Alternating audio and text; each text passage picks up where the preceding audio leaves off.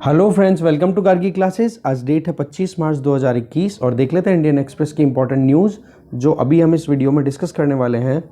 First news है यहाँ पर कि डबल म्यूटेंट वेरिएंट देखने को मिल रहा है, एक नया ही वेरिएंट कोविड-19 का। बट वही है कि जो करंट सर्ज देखने को मिल रहा है ना, पंजाब हो गया, महाराष्ट्र, इन स्टेट्स में, तो बोलो उसका इतना ज़्यादा असर नहीं है हमारे यहाँ पर, कोई लिंक नहीं है इसका, ठीक है। और ये जो डबल म्यूटेंट है ये यूके, साउथ अफ्रीका, ब्राज़ील इधर मिल रहा है। अब देखो कोविड-19 के बारे में इतना पढ़ चुके हैं ना, तो उसके बारे में अब ज़्यादा डिटेल लेनी हमारे लिए काम की है नहीं। इसके अलावा इधर आप देखोगे, ये वाली इमेज देखो आप, इसमें नन्स, ठीक है, कैथोलिक चर्चेज़ में जो ये नन्स होती हैं वो बेसिकली इधर यूपी की तरफ आई हुई थी, तो वहाँ पर इनको ट्रेन में बहुत ज़्यादा हरासमेंट का सामना करना पड़ा।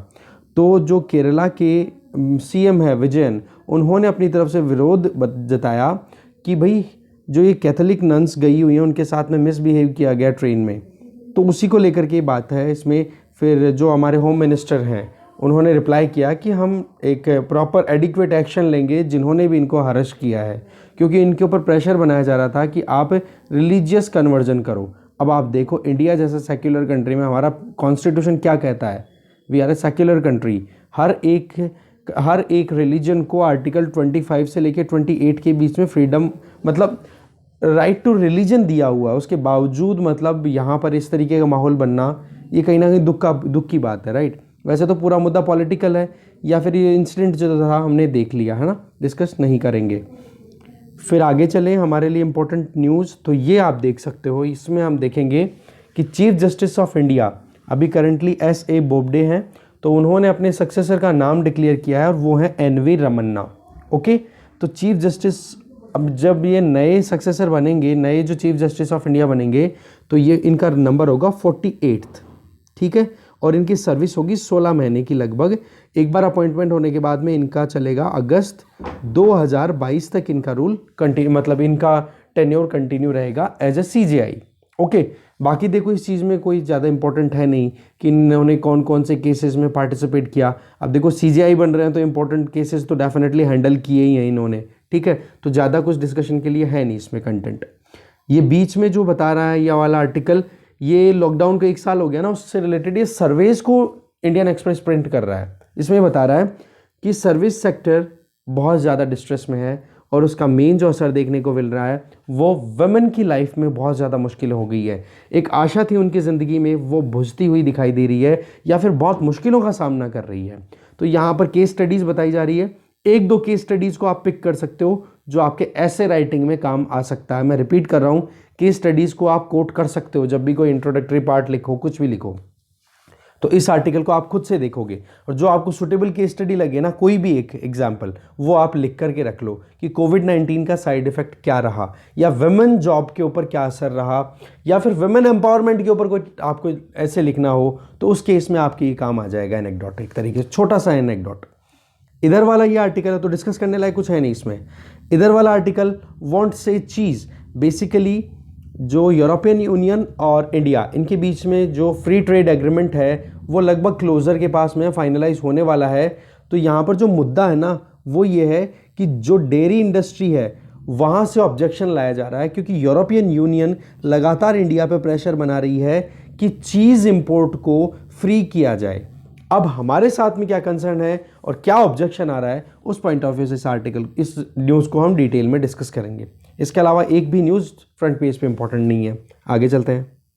फिर नेक्स्ट एक छोटी सी इंपॉर्टेंट आर्ट एंड कल्चर से, फाग महोत्सव। फाग महोत्सव अगर देखो तो अभी जयपुर में टेम्पल है गोविंद देव जी का, श्री कृष्ण भगवान का, राधा जी के साथ में टेम्पल है गोविंद देव जी टेम्पल। एक तो ये वहाँ पर फाग महोत्सव सेलिब्रेट किया जा रहा है और फाग महोत्सव पे लठमार होली खेली जाती है। तो ये चीज़ें आप ध्यान रखें, फाग महोत्सव, गोविंद देव जी टेम्पल और लठमार होली। अब आपको क्या करना है, फाग महोत्सव के बारे में थोड़ा सा गूगल करना है, सर्च करना है, जिसमें ये पता पड़ जाए कि हाँ फाग महोत्सव कौन से रीजन से एसोसिएटेड है। और गोविंद देव जी टेम्पल तो आपको पता पड़ेगा कि राजस्थान, आप लिख सकते हो, ठीक है। और लठमार होली के बारे में भी आप थोड़ा सा पढ़ोगे, क्योंकि लठमार होली जो है वो राजस्थान में बहुत ज़्यादा फेमस है। राजस्थान ही नहीं, यूपी में ब्रज वाले रीजन में जहाँ जहाँ पर भी कृष्ण भगवान के मंदिर है ना, ये वृंदावन से एसोसिएटेड है ये एक तरीके से। तो लठमार होली और फाग महोत्सव, इन दोनों के बारे में आप थोड़ा डिटेल से देखोगे यूपीएससी पॉइंट ऑफ व्यू से। ओके, आगे चलते हैं। नेक्स्ट न्यूज़ है, न्यूज़ पढ़ने लायक तो है नहीं, क्योंकि आपने ऑलरेडी कल पढ़ ली होगी मैंने जो इंडस वाटर ट्रीटी वाले जो न्यूज़ आई थी उसके बारे में। अब अगर आपने गूगल नहीं किया ना इंडस वाटर ट्रीटी के बारे में, तो आप गूगल करो। इसमें पाकिस्तान, इंडिया, दो पार्टीज इंडस वाटर ट्रीटी को लेकर के, और उसमें जो मीडिएशन कराया गया था वो वर्ल्ड बैंक के द्वारा कराया गया था 1960 में। ओके, इसमें जो 5 मतलब टोटल 6 रिवर्स हैं, इंडस के अलावा उसकी 5 जो ट्रिब्यूटरीज हैं, ठीक है। उन ट्रिब्यूटरीज में आप देखोगे झेलम, चिनाब, रावी, ब्यास और सतलज। तो इसमें चिनाब, झेलम और इंडस, ये 3 तो देखो पाकिस्तान के हिस्से में दी गई थी, और रावी, ब्यास और सतलज ये दी गई थी इंडिया के हिस्से में, ठीक है। तो उसी को लेकर के ये एक ट्रीटी एग्रीमेंट साइन हुआ था 1960 में, जिसको इंडस वाटर ट्रीटी बोला जाता है। एक तो ये चीज़ हो गई। दूसरा, अभी पाकिस्तान की तरफ से कंसर्न्स राइज किए जा रहे हैं 2 हाइड्रो पावर प्रोजेक्ट्स को लेकर के। वो आपने कल देखा होगा, एक का नाम है पाकल दुल और एक का नाम है लोअर कलनाई। तो इन पाकल दुल और लोअर कलनाई कौन कौन सी रिवर्स पे हैं? वैसे चिनाब और इसकी ट्रिब्यूटरी है एक, ठीक है, उस पर ये बने हुए हैं। तो इसके बारे में आप डिटेल थोड़ी कलेक्ट करोगे, क्योंकि यहाँ पर ये न्यूज़ इंपॉर्टेंट नहीं है, इससे रिलेवेंट जो बेसिक चीज़ें हैं वो इंपॉर्टेंट है, तो आपको गूगल करना पड़ेगा। ओके, इसके अलावा नेक्स्ट जो आर्टिकल है, न्यूज़ है, इसके बारे में हम 2 से 3 आर्टिकल्स ऑलरेडी डिस्कस कर चुके हैं। सुबह भी हमने डिस्कशन किया था कि बांग्लादेश और इंडिया के रिलेशन किस हद तक बढ़ रहे हैं, क्या सीख सकते हैं हम, और हमारे प्राइम मिनिस्टर की जो विजिट है बांग्लादेश की वो 26 मार्च मतलब कल से स्टार्ट होने वाली है, जिसमें हेल्थ, कनेक्टिविटी और ट्रेड से रिलेटेड कुछ एग्रीमेंट साइन हो सकते हैं। तो इसमें चीज़ें वही हैं जो रिपीट हो रही हैं, तो ये आप खुद देखोगे, बताने के लायक नया कुछ भी नहीं है। आगे चलते हैं। फिर आ गए हम एक्सप्लेन पेज पे। अभी जो पीएफ प्रोविडेंट फंड का जो प्रोविज़न था ना, कल हमने न्यूज़ भी देखी थी कि मिनिस्ट्री ऑफ फाइनेंस ने जो अभी फाइनेंस बिल एक्ट आया था ना, फाइनेंस एक्ट 2021 का, जिसमें ये प्रोविज़न किया गया था कि जिसके पास जो भी 2.5 लाख से ज़्यादा रुपए पीएफ अकाउंट में इन्वेस्ट करता है उसको अब टैक्स देना पड़ेगा, ठीक है। 2.5 लाख रुपए से ज़्यादा अगर कोई इन्वेस्ट मतलब इंटरेस्ट गेन कर रहा है, ठीक है ना, तो उस पर उसको टैक्स देना पड़ेगा। तो अभी इस लिमिट को बढ़ा करके 2.5 लाख की जगह कितना कर दिया, 5 लाख रुपए कर दिया गया है। तो इससे क्या होगी, रिलीफ मिलेगी कुछ इन्वेस्टर्स को। तो इसमें क्या है, एक तो कैलकुलेशन कैसे होगी ये देखेंगे, और ये जो प्रोविज़न है इसके बारे में जानेंगे। बाकी ये शुरू के 2 पैराग्राफ हम अच्छे से डिटेल में जानेंगे। बाकी ये चीज़ें माइनर चीज़ों का एक्सप्लेन किया हुआ है। अगर आप एक इन्वेस्टर हो, अगर आप एक मतलब कोई दूसरा ऑप्शन देखना चाहते हो पीएफ के लिए, तो आप ये डिटेल देख लेना। बाकी हमारे काम का यहीं पर है, इन 2 पैराग्राफ्स में जो हम देख लेंगे। आगे चलते हैं। इसके अलावा इकोनॉमी पेज पे वैसे तो मुझे लगी नहीं कोई इंपॉर्टेंट न्यूज़, आप देख सकते हो, बट एक छोटी सी चीज़ आपको जो करनी है वो है कि कंपटीशन कमीशन ऑफ इंडिया, उसके बारे में आपको रीड आउट करना है यूपीएससी पॉइंट ऑफ व्यू से। बेसिकली व्हाट्सएप की जो नई प्रिवेसी पॉलिसी आई है ना, उन पॉलिसीज़ को लेकर के कंपटीशन कमीशन ऑफ इंडिया ने अपनी तरफ से एक प्रॉब स्टैब्लिश किया, मतलब एक स्क्रूटिनी की जाएगी, क्योंकि ये बताया जा रहा है कि व्हाट्सएप की ये नई पॉलिसीज़ है ना, ये कहीं ना कहीं एक्सप्लॉइटेटिव है, शोषणकारी है, राइट। तो ये एक एंटी ट्रस्ट कंसर्न है, या फिर व्हाट्सएप की तरफ से जो एक मेथड यूज़ किया जा रहा है, दैट इज़ टेक इट और लीव इट, या तो एक्सेप्ट करो इन प्रिवेसी पॉलिसी को या इस प्लेटफॉर्म को छोड़ो। तो कहने का मतलब लोगों को धमकाने का तरीका हो गया एक ये। तो ये शोषणकारी परिस्थितियाँ तो बन गई ना, कि पहले आप आदत डाल दो और फिर उस आदत के ऊपर फिर लोगों को परेशान करना शुरू कर दो। बेसिकली बहुत सारे कंसर्न्स हैं, उनमें एक जो मेन कंसर्न है वो ये कि मान लो कोई बिजनेस से रिलेटेड व्हाट्सएप पे कोई भी लेन देन बातचीत कर रहा है, तो बिजनेस से रिलेटेड जो भी चैट्स हैं उस इंफॉर्मेशन को, उस कंटेंट को व्हाट्सएप फेसबुक को हैंड ओवर कर देगा, जिससे कि Facebook marketing point of view से यूज़ कर पाए उस कंटेंट का। बेसिकली फेसबुक क्या है, व्हाट्सएप की एक पेरेंट कंपनी तो हो गई ना अभी मार्क जगरबर्ग के पास में और उनके ग्रुप के पास में ही है व्हाट्सएप। और व्हाट्सएप जब आप इंस्टॉल करते हो तो बाय फेसबुक ऐसे समथिंग लिखा हुआ भी आने लग गया है। तो अभी ये जो मुद्दा है वो ये है प्रिवेसी को लेकर के। तो इसी चीज को लेकर के कंपटीशन कमीशन ऑफ इंडिया ने एक प्रॉब स्टैब्लिश की है, मतलब एक कमेटी स्टैब्लिश, एक कमीशन या फिर आप कह सकते हो एक्सपर्ट ग्रुप स्टैब्लिश किया है, जो कि इन पॉलिसीज़ को अब डिटेल में देखेगा। ठीक है, तो कंपटीशन कमीशन ऑफ इंडिया के बारे में आप डिटेल में देखोगे मतलब गूगल पे। ठीक है, यूपीएससी लास्ट में ज़रूर टाइप कर देना, competition commission of India for UPSC ऐसे करके। ठीक है, ये आर्टिकल नहीं देखेंगे।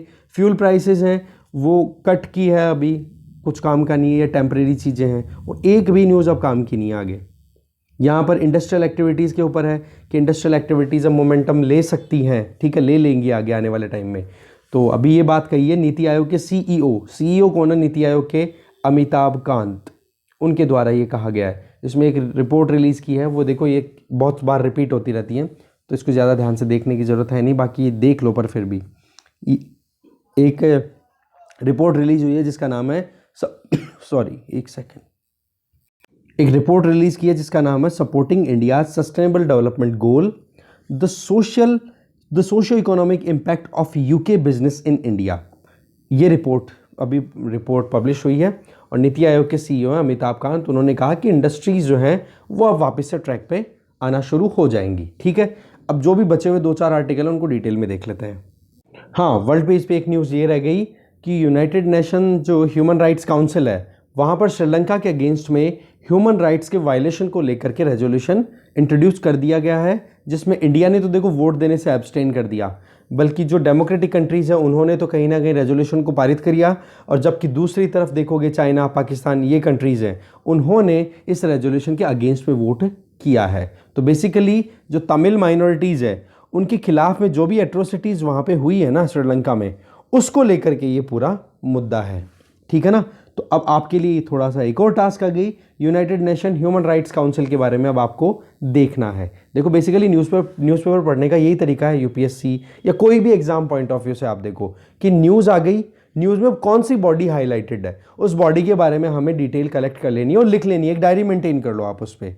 इससे क्या होगा, न्यूज़ में तो ये इतना इंपॉर्टेंट नहीं होगा कि वोट इंडिया ने एब्सटेन किया था या फिर जापान ने एब्सटेन किया था श्रीलंका के खिलाफ, या फिर आप कहोगे चाइना और पाकिस्तान ने श्रीलंका का सपोर्ट किया। ये चीज़ें हमारे लिए इंपॉर्टेंट नहीं होती है, हमारे लिए इंपॉर्टेंट होती है वो बॉडी के बारे में, उन चीज़ों के बारे में। ठीक है, जैसे competition commission of India WhatsApp के खिलाफ स्क्रूटिनी करवाएगा, तो वो चीज़ हमारे लिए इंपॉर्टेंट नहीं है। हमारे लिए इंपॉर्टेंट है कंपटीशन कमीशन ऑफ इंडिया कब स्टैब्लिश हुआ था, कौन कौन से डोमेन में वो काम करता है, कौन से मिनिस्ट्री के अंडर आता है, वो डिटेल लेनी हमारे लिए ज़्यादा इंपॉर्टेंट है, समझे। और इसके लिए बेस्ट आपको आइडिया कहाँ से मिलेगा, जब आप प्रीलिम्स के लिए कोई भी 2 टेस्ट सीरीज़, ठीक है, आराम से गूगल पे पढ़िए, बहुत सारी डाउनलोड करो PDF, प्रिंट आउट निकलवाओ और आराम से उनको सॉल्व करो, उससे आइडिया लग जाएगा कि कैसे पढ़ा जाता है न्यूज़पेपर को। ठीक है, चलिए अब देख लेते हैं जो भी न्यूज़ है हमारे पास में उनको डिटेल में। फर्स्ट न्यूज़ है कि चीज़ को लेकर के अभी फंसा पड़ा है पूरा मुद्दा। देखो न्यूजीलैंड और ऑस्ट्रेलिया, इन दोनों को अगर देखें तो dairy product point of view से वर्ल्ड में अच्छा खासा प्रोडक्शन इन दोनों कंट्रीज़ के द्वारा किया जाता है। डेयरी फार्मिंग के लिए बहुत ज़्यादा फेमस है ये। तो जब 2019 में regional comprehensive economic partnership RCEP को ज्वाइन करने की बात आई थी, तो इंडियन डेयरी इंडस्ट्री की तरफ से जो कंसर्न्स राइज किए गए थे कि भाई हम छोटे ट्रेडर्स हैं, हम छोटे लोग हैं, हमारे यहाँ पर फार्मर्स की रोजी रोटी का काम है डेयरी प्रोडक्ट का, वो अगर हम बाहर से इंपोर्ट करना शुरू कर देंगे तो हमारे यहाँ पर स्मॉल एंड मार्जिनल फार्मर्स को कौन प्रोटेक्शन देगा। और यही चीज़ अब कहीं ना कहीं यूरोपियन यूनियन के साथ में जो फ्री ट्रेड एग्रीमेंट की बातचीत हो रही है वहाँ पर फंसी पड़ी है।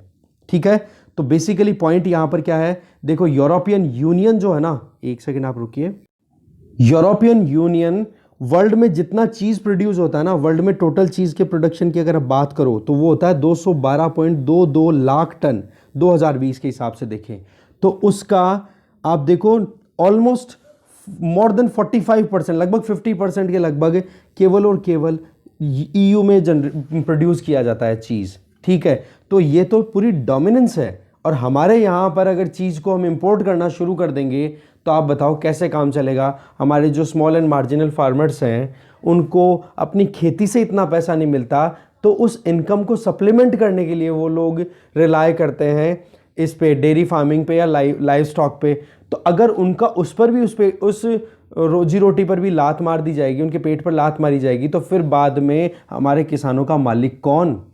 RCEP नवंबर 2019 में RCEP नेगोशिएशंस में इंडिया ने खुद को विड्रॉ किया था। वजह कि बोले China, New Zealand, Australia, ASEAN countries, south Korea, Japan, ये कहीं ना कहीं इंडिया को मतलब अपने एक्सपोर्ट से बहुत ज़्यादा फ्लड कर देंगे। मतलब वहाँ पर सस्ते में प्रोडक्शन जो होता है ना, जो भी चीज़ों का, वो सारा ला करके डाल देंगे, कहाँ पे डंप कर देंगे, यहाँ पर हमारे यहाँ पे इंडिया में।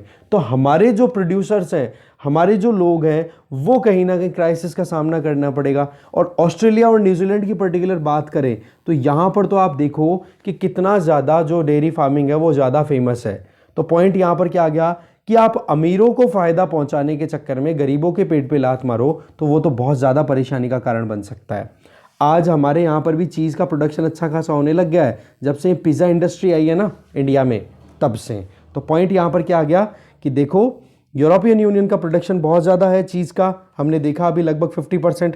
तो वो अगर यहाँ पर ला करके यहाँ चीज़ बेचेंगे तो हमें पता है सस्ते में बेचेंगे, तो वो हमारे फार्मर्स के लिए घातक हो सकता है। इसी चीज़ को ध्यान में रखते हुए जो डेयरी इंडस्ट्री के जो लोग हैं ना, उन्होंने अपनी तरफ से गवर्नमेंट ऑफ इंडिया को कंसर्न्स अपने बताए हैं। साथ में गवर्नमेंट ऑफ इंडिया का जो आत्मनिर्भर भारत अभियान है, सेल्फ रिलायंट इंडिया अभियान है, उस अभियान को भी तो हमें कंटिन्यू करना है ना। हम कैसे उसको कैंसिल कर सकते हैं? तो उस पॉइंट ऑफ व्यू से हमें इंपोर्ट की बजाय एक्सपोर्ट को ज़्यादा प्रमोट करने की ज़रूरत है। बाकी देखते हैं, नेगोशिएशन चल रहे हैं, क्या बातचीत होती है वो फाइनल होगा, और देख लेंगे। अभी फिलहाल तो केवल एक कंसर्न था, वो हमने देखा। अब आप RCEP के बारे में थोड़ा और डिटेल देख लो, इसमें कौन कौन से कंट्रीज़ हैं। इंडिया तो देखो हो गया बाहर, ठीक है, बाकी और आप एक बार देख लो, क्योंकि अभी भी RCEP में एक चीज़ खुली है कि इंडिया अगर ज्वाइन करना चाहे तब ज्वाइन कर सकता है करके, ये भी एक ऑप्शन छोड़ा हुआ है इंडिया के लिए। बट इंडिया जो है वो कंसर्न्ड है कि भाई हमारे यहाँ पर जो फॉरेन प्रोडक्ट्स हैं उनकी फ्लड आ जाएगी, हमें क्या फ़ायदा होगा, हमारे जो छोटे मंझले जो किसान हैं उनके लिए तो घाटा हो जाएगा ना, हमें उनका भी ध्यान रखना है। ठीक है, आगे चलते हैं। नेक्स्ट एक्सप्लेन पेज से टैक्स ऑन PF इंटरेस्ट, ये हायर सेलिंग करने का क्या फ़ायदा रहेगा और जो इन्वेस्टर्स हैं उनके लिए क्या फ़ायदा रह सकता है।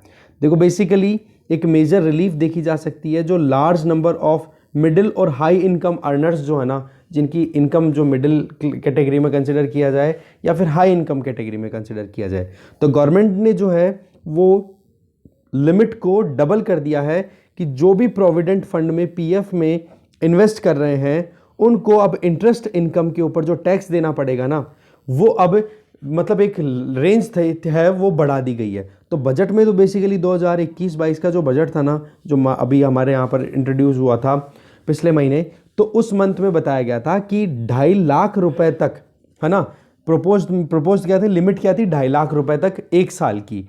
बट इसको थोड़ी सी डिमांड ये आने लग गई कि 2.5 लाख तो बहुत कम होता है, बहुत जनों को फिर परेशानी का सामना करना पड़ेगा। तो उस लिमिट को इंक्रीज करके गवर्नमेंट ने कितना कर दिया, 5 लाख रुपए, कि 5 लाख रुपए तक का जिसका भी फंड है PF में एनुअली अगर बात करें तो उनको अब टैक्स नहीं देना पड़ेगा। तो इसके लिए जो फाइनेंस बिल है ना 2021 का, उस फाइनेंस बिल को अमेंड कर दिया गया है और ये एप्लीकेबल हो जाएगा 1 अप्रैल 2021 से। अब देख लेते हैं मतलब क्या है ये टैक्स का, या फिर टैक्स रिड्यूस करने का या बढ़ाने का। तो बेसिकली 5 लाख एनुअली की अगर आप बात करो तो एक इंडिविजुअल जो कि प्रोविडेंट फंड में इन्वेस्ट करता है मंथली 41,666 रुपये, तो आप इसको 12 से मल्टीप्लाई करोगे तो 5 लाख रुपए आ जाएंगे। तो एनुअली 5 लाख रुपए अगर बंदा कोई भी इंडिविजुअल PF अकाउंट में अपना इन्वेस्ट करता है, पैसा सेव करता है, तो तब तक तो देखो उसको कोई टैक्स देना नहीं पड़ेगा। मतलब जो इससे 5 लाख रुपए के इन्वेस्टमेंट के ऊपर जो पैसा आएगा ना, इंटरेस्ट आएगा, उस पर कोई टैक्स देने की ज़रूरत है नहीं। इसका मतलब क्या हो गया कि कोई भी इंडिविजुअल जिसकी बेसिक सैलरी 3,47,216 रुपए तक है, उसको कोई टैक्स देने की जरूरत नहीं होगी, जो भी PF में उसके पास में रिटर्न आएगा उसका। ठीक है, अब आप देखो इक्वेशन को कैसे, अगर कोई इंडिविजुअल 12 लाख रुपए एक साल के एक तरीके से मतलब इन्वेस्ट करता है, ओके एक सेकेंड, अगर 12 लाख रुपए कोई इंडिविजुअल PF अकाउंट में इन्वेस्ट करता है एक साल के अंदर, तो आप देखोगे 5 लाख रुपए की तो सीलिंग हो गई, तो उसके टैक्स कितने रुपए पे लगेगा, 12 लाख में से 5 लाख की सीलिंग को निकाल दो तो 7 लाख रुपए पर उसका टैक्स लगेगा। अब 7 लाख के ऊपर उस बंदे को इंटरेस्ट कितना मिलेगा EPF अकाउंट से, वो मिलेगा 8.5% एनुअल के हिसाब से, तो वो हो जाएगा 59,500 रुपये। और उस 59,500 रुपये के ऊपर फिर मार्जिनल टैक्स रेट के हिसाब से देखें तो 30% टैक्स लगेगा, जो कि कितना अमाउंट हो गया, 18,400 ₹50। तो पॉइंट यहाँ पर क्या आ गया कि 5 लाख रुपए तक अगर एनुअली कोई पीएफ अकाउंट में इन्वेस्ट करता है तब तक तो उसको टैक्स देना नहीं पड़ेगा, और 5 लाख से ज़्यादा जो भी इन्वेस्ट करेगा उसको टैक्स देना पड़ेगा। कितना? 30% के हिसाब से अगर आप देखो तो। ठीक है, तो इसमें मेन जो मुद्दा है ना वो ये है कि लोग क्या है अपने पैसे को पीएफ अकाउंट में लगातार इन्वेस्ट करते चले जाते हैं और बहुत इंटरेस्ट कमाते हैं। अब देखो पैसे वाला कैसे बनता चला जाता है कि पैसे को इन्वेस्ट करता है और उसके ऊपर रिटर्न आते रहते हैं उससे क्या हो गया कि उस बंदे को पैसे पे पैसे बनते चले जा रहे हैं।